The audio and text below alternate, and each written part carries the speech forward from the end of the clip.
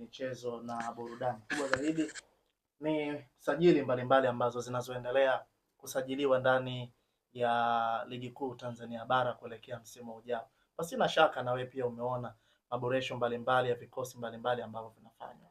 Yes, of course nimeona, na kwa sababu ndio msimu. Ndio wakati wake ambako timu zinafanya mabadiliko kwa kuweza kuongeza baadhi ya nyota na kuweza kurekebisha baadhi ya maeneo ambayo yalikuwa na mapungufu. Ni utaratibu wa kawaida. Kwa hiyo tumeona timu zikiwa zikihangaika hapa na pale kuweza kutafuta baadhi ya nyota na tayari kuanza kuwatangaza ili kuanza kutumikia msimu mpya kwa maana ya 26 27. Kwa hiyo binafsi nimeshuhudia na imekuwa ni mwendelezo mzuri kwenye kile ambacho tulikuwa tukikiona, na kubwa zaidi inachagizwa na matamanio ya hizi timu kubwa tatu kuweza kuona kwamba kila moja inaweza kufika mahali. Unajua, ukiachilia msimu huu, misimu mingine iliyopita Yanga alikuwa ana dominate kwa sehemu kubwa sana, kwa maana kwamba alikuwa anashinda kila kitu. Kwa hiyo ile hali ya ushindani kama ilikuwa imepungua, na hatukuona pengine timu zikiamini kwamba Yanga hakustahili kuchukua ubingwa katika misimu yote. Lakini msimu ni msimu ambao Simba nao waliamini kwamba wana timu ambayo inaweza kuchukua ubingwa, na mpaka tunapozungumza kuna wengine wanaamini kwamba pengine ilistahili waweze kuwa wao na wana sababu. Sababu ukishaona tayari panakuwa pana sababu, maana kuna kitu ambacho kinawaaminisha kuona kwamba na wao wako bora na wanatakiwa kuchukua ubingwa, na kama pengine ingekuwa sio maamuzi pengine nao wangekuwa ni mabingwa. Lakini pia Azam nao mweza kuona katika msimu huu mechi yake ya mwisho ya FA itokea rabsha ambazo mpaka fika tu viongozi wao wakazungumza. Yale mambo kama yale yanaonyesha kwamba timu ilikuwa iko tayari. Kwanza Azam amefungwa mara ngapi katika mechi za finali? Wao yaje kuzungumza katika msimu huu. Maana akiangalia investment yake, timu yake jinsi ilivyo, maandalizi na malengo yake, anahisi kwamba alitakiwa kabisa kuweza kuchukua leo kombe moja katika msimu huu. Kwa hiyo ukiona hivyo vitu, maana yake msimu unaokuja kila mmoja anaamini kwamba yupo karibu na ubingwa. Kwa hiyo inakwenda kuongeza ile ushindani na kupelekea mazingira ambayo kila mmoja anataka asajili vizuri ili msimu unapoanza aende kutimiza yale ambayo msimu huu alishindwa kuweza kuyatimiza. Basi tuanzie hapa, kuanzia kwenye usajili wa klabu ya soka Young Africans. Basi na shaka jana wametambulisha vyumba kweli. Wachezaji watatu kwa kupuo mmoja. Young Africans wamedhamiria kweli. Yeah, of course nafikiri sababu ya msingi ni muda. Unajua ligi ni kama almost yaani haijakaa toka mwanzo ligi ya kwanza. Ligi ile msimu uliopita, tunaingia kwenye msimu mpya. Msimu mpya unakwenda kuanza tarehe 12 kwa maana kwa mechi ya ngao, na tarehe 15 mechi za ligi kuweza kuchezwa. Leo unapozungumza hapa unazungumza tarehe 25. Kwa hiyo almost ni wiki mbili na siku kadhaa ili ligi iweze kuanza. Kwa hiyo ingekuwa kama pana nafasi ungeona pengine wanamtangaza au kesho wanamtangaza au, ikiwa ni utaratibu ambao tumeuzoea. Lakini timu tayari imeingia kambini, mazoezi yameanza, wachezaji wamekuja. Kwa kuendelea kukaa bila kuwatangaza, maana yake watu wanaweza kaenda mazoezini wakawaona na ikaenda kuondoa ule mvuto msimuko ambao ungeweza kufanya wakati kabla hawajaonekana. Kwa hiyo wameamua kulifanya hilo. Kwa mtazamo wangu, la kwanza ni kuweza kukimbizana na muda, lakini jambo la pili ni kutaka kutafuta attention ya karibu ambayo waitaka wa associate na uzinduzi wa jezi zao zile ambazo walikuwa wamezindua kwa maana za maandalizi ya msimu. Kwa hiyo binafsi naona lilikuwa ni tukio zuri, na kubwa zaidi ni aina ya nyota ambao wamewatambulisha. Nilishazungumza kwamba msimu huu atachukua nyota watano, na nyota watano wanake wanakwenda kuchukua nyota ambao sio wakuja kuwajaribu, nyota ambao wanakuja kucheza kwa sababu tayari wanakuwa wamethibitika. Na hata jana ambao alikuwa anaongea rais wa klabu Yanga akiwa anamzungumzia mshambuliaji, alifanikiwa kupatia takwimu za misimu mitatu.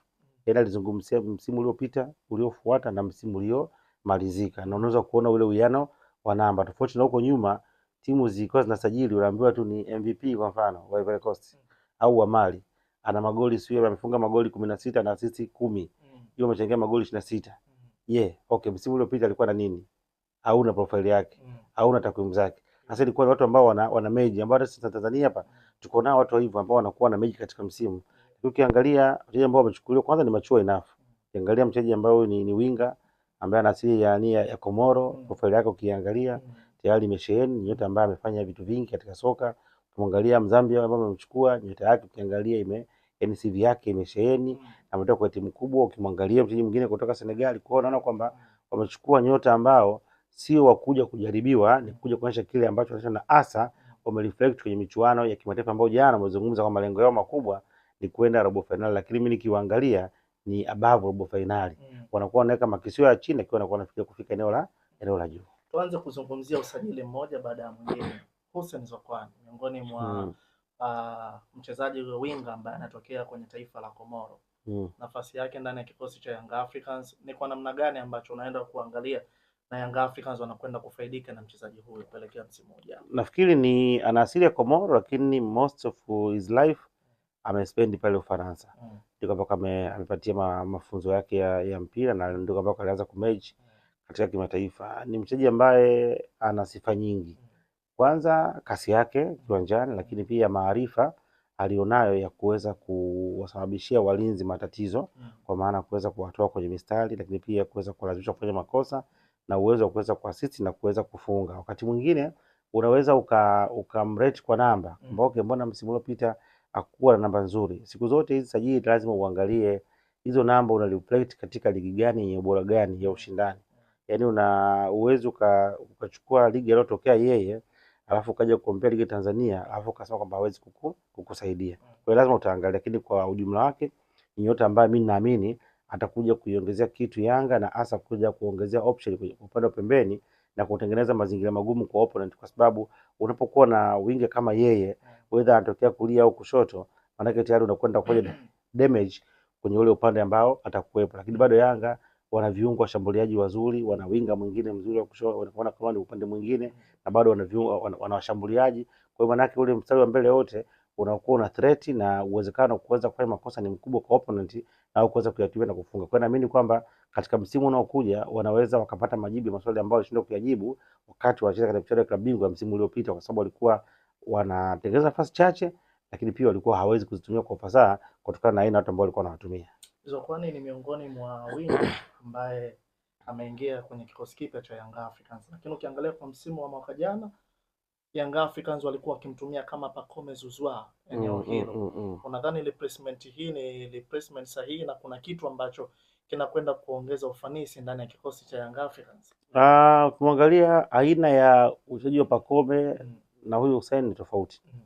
Pacome unajua sio winga pase. Yaani Pacome ni inside number 10 na ni kiungo mshambuliaji kwa maana namba 8. Ndio namba ambazo anacheza. Lakini kwa sababu soka sasa imebadilika, kuna wakati walimu wanatumia viungo washambuliaji na kuweza kuwaweka katika maeneo ya pembeni. Na kwa sababu alikuwa na maarifa, kwa alikuwa anaweza kuperform baadhi ya activity. Huyu ni natural winger. Yaani ni typical winger ambaye ana kasi, anaweza kulitumia lile eneo kwa ufasaha. Kwa hiyo mimi naamini kwamba wamekuja kuongeza ndio ambacho Yanga walikuwa na kikosa wakati mwingine hasa kwenye mpira ya counter attack. Yaani options zao nyingi zilikuwa zinalalia katikati, kwa sababu ukiangalia ukimchukua Pacome, ukimwangalia ni sio winga natural. Ukimchukua Okelo na yeye wakati mwingine anakuwa anampeka pembeni, lakini ukiangalia sana sio winga. Na yeye ni kiungo ambaye anacheza ndani kama namba 10.